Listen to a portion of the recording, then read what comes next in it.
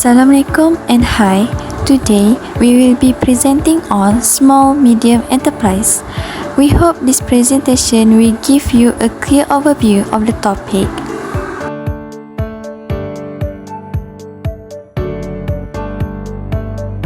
The definition of SMEs is small and medium-sized enterprises are businesses that operate below specific threshold for revenue, assets, or number of employees.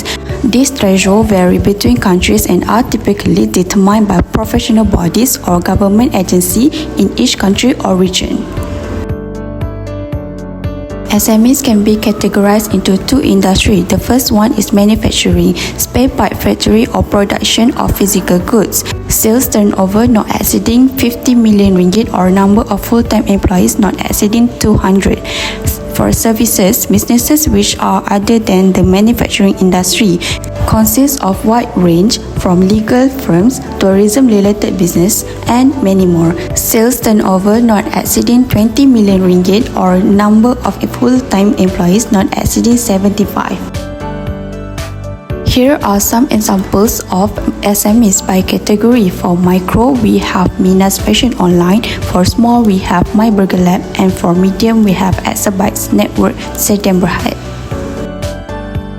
Manufacturing, services, and other sectors are categorized into three groups: micro, small, and medium enterprises. They can differentiate based on sales turnover and the number of employees. SMEs new article, current challenges affecting Malaysian SMEs. For the first one, rising operational costs, burdened by higher labor costs due to minimum wage increases, raw material inflation, rising electricity tariff, and the removal of fuel subsidies. The second one, digitalization gaps, slow digital adoption among traditional SMEs. For example, online payment system, post software, and e-commerce platform. Last one, manpower shortage, difficulties hiring and retaining skilled workers, for example, FME, retail, and manufacturing sectors. One of the most pressing challenges faced by Malaysian SMEs today is rising operational costs. This includes increase in raw material prices, energy costs, transportation expense, and wages. Take a look at impact on SMEs affecting sustainability and growth of SMEs. The first one, we have shrinking margins. Revenue gains are being offset by increased expense. Second one, cash flow strain. Many SMEs hold less than 6 months of cash reserve, limiting financial resilience. Last but not least, we have price pass-through struggles. Many SMEs can't fully raise prices due to competitive or cost-sensitive markets. One example of Malaysian SME is ABC Textile Sdn Bhd. ABC Textile Sdn Bhd is a medium-sized fabric manufacturer based in Johor. Recently, ABC Textile faced a 20% increase in raw material costs due to the global supply chain issues. While they tried to absorb the cost, their profit margin shrank significantly. This forced the company to delay expansion plans and consider rising prices, risking losing clients to cheaper competitors. The rising costs have also limited their ability to invest in digital marketing and automation, which are vital for future growth. Alright, let's take a look at economic contribution of SMEs to Malaysia. First, we are going to look at SMEs contribution to Malaysia GDP. In 2023, Malaysia total gross domestic product (GDP) stood at 1.82 trillion ringgit Malaysia. Out of this, SME contributed 6,013.1 billion ringgit Malaysia, which is 39.1% of the national GDP. What's notable is that SME GDP grew at 5%, which is higher than the national GDP growth of 3.6%. This is an improvement from the previous year, where SME made up 38.6% of GDP only. The steady increase in contribution reflects the growing economic influence of SME and reaffirms their position as the backbone of the Malaysian economy. We are moving on to SME contribution to Malaysia employment rate. In terms of employment, SMEs are a major contributor. In 2023, SMEs employed 7.86 million people, which is a 3.5% increase from the previous year. This accounts for 48.5% of the country's total employment, up slightly from 48.2% in 2022. In the service sector, SMEs made up 50.6% of the total employment. Most of this came from subsectors like wholesale and retail trade, food and beverage, and accommodation, which were boosted by the return of tourism activities throughout the year. So not only do SMEs reduce unemployment, they also help drive local economies and contribute to sustainable and inclusive growth. As for SMEs' contribution to Malaysia export volume, in 2023, SMEs exported 152.2 billion ringgit Malaysia worth of goods and services, a 4.5% increase from 2022 despite global economic uncertainties. Their share of total national export also rose from 10.6% in 2022 to 12.2% in 2023. The services sector was the main driver of this export growth, especially in travel, transportation, and other business services, which alone rose to 35.4 billion ringgit Malaysia. Even the agriculture sector contributed 3.7 billion ringgit Malaysia with significant export in ornamental fish, poultry, and fisheries. Through exports, SME play a big role in diversifying trade, promoting rural-based industry, enabling digital trade expansion, linking to global supply chains, and generating foreign exchange earnings. Now, how about we look at the role of SMEs across different sectors?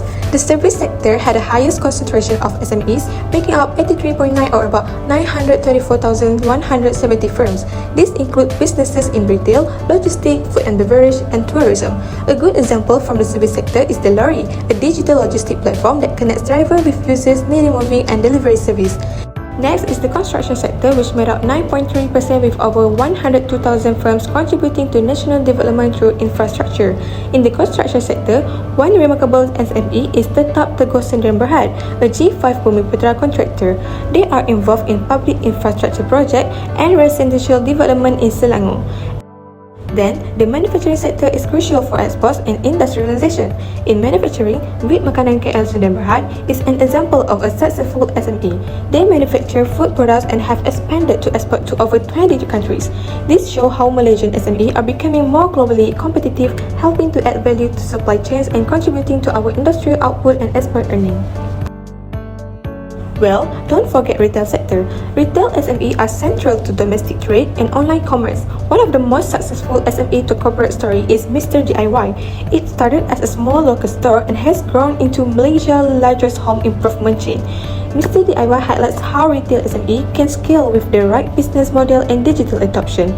Last but not least, agriculture SME, although fewer, are also essential for food security and rural employment. In the agriculture sector, Agros Group stands out with its use of smart farming and hydroponic technologies. By adopting modern agriculture methods, they increase efficiency and yield while using less land and water. This innovation help ensure food security, support rural development, and reduce reliance on imported produce. Let's take a quick look at how the Malaysian government is supporting SMEs from 2022 to 2025. Let's begin with the Teko National Financing Scheme, which ran from 2023 to 2025. This scheme is designed to provide accessible financing for Bumiputra entrepreneurs and underserved SMEs, particularly those located in rural areas. The main objective of this scheme is to help entrepreneurs start or expand their business by giving them access to small-scale loans, especially those who are often overlooked by traditional banks. The target beneficiaries include Bumiputra micro-entrepreneurs such as trader, farmer and operator of cottage industry, start-up and small businesses that require capital under 15,000 ringgit. The expected outcomes of this scheme are: first, to increase entrepreneurship among low-income groups, to create jobs and reduce poverty through small business growth, and lastly, to support informal businesses in transitioning into the formal economy. Let me give you a simple example. Imagine a food stall owner in Sabah.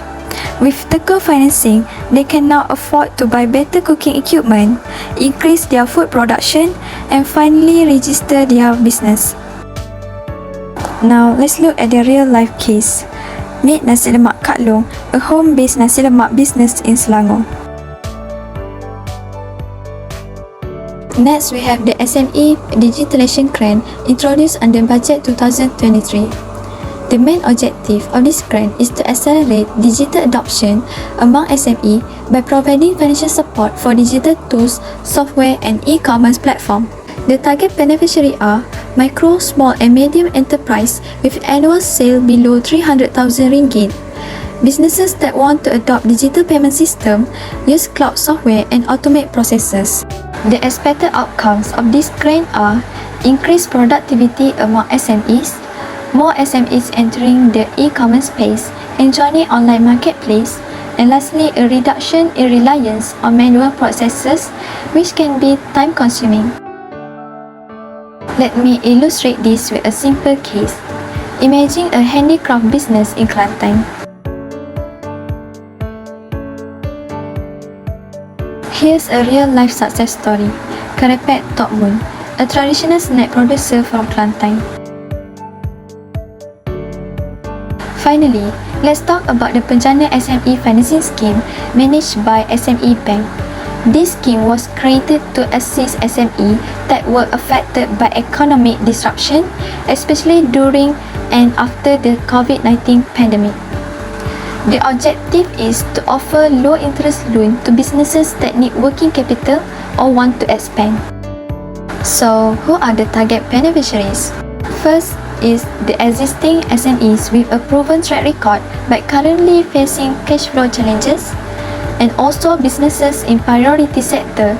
The expected outcomes are to improve SME liquidity and sustainability, to increase the SME contribution to GDP, and lastly, to encourage more innovation and automation in the SME sector. Here's a simple scenario. Imagine a garment manufacturer in Penang. Now, let's look at the real example. Batik Desa Homestay and Craft is based in Terengganu and operate in both batik textile production and ecotourism.